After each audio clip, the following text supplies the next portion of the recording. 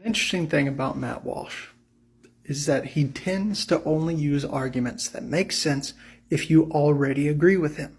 He loves to use unspoken premises and unspoken conclusions.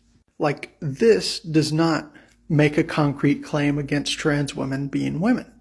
He is even willing to admit that women without wombs, women who can't bear children, are still in fact women, which means the childbearing nature of it is not the essence of womanhood.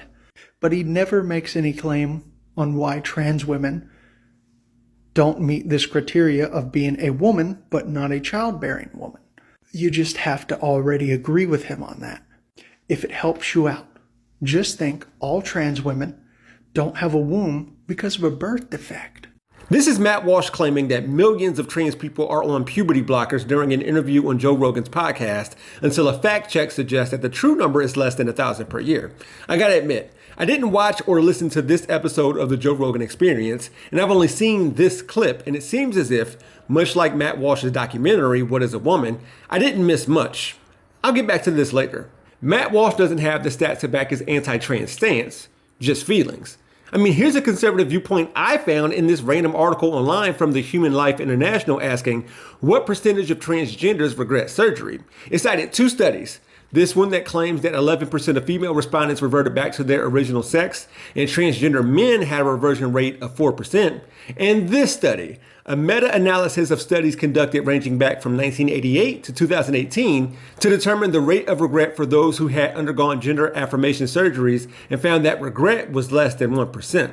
Now, what got me about this article was when the writer tried to excuse the truth, saying, those who have lived life as a transgender, male or female, and who have detransitioned claim that the numbers are much higher and that people are afraid to speak out. I'm sorry.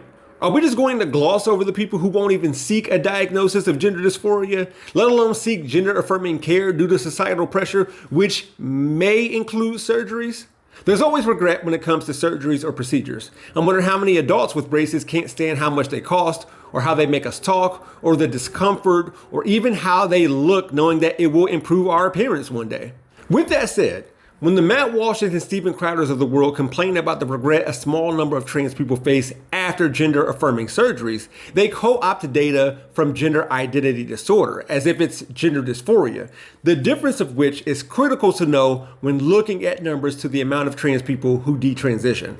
If you read this down here, it is one of the people that worked on the DSM-5 explaining how gender dysphoria is more concrete, more restrictive than gender identity disorder, which was the thing it replaced. Make sure to look for that when you're looking at dissonance statistics, please. So it became necessary for a child to say that they are the opposite gender before anything can ever be done. Gender atypical behavior is not enough to be called trans by the medical community. And it was designed to be that way.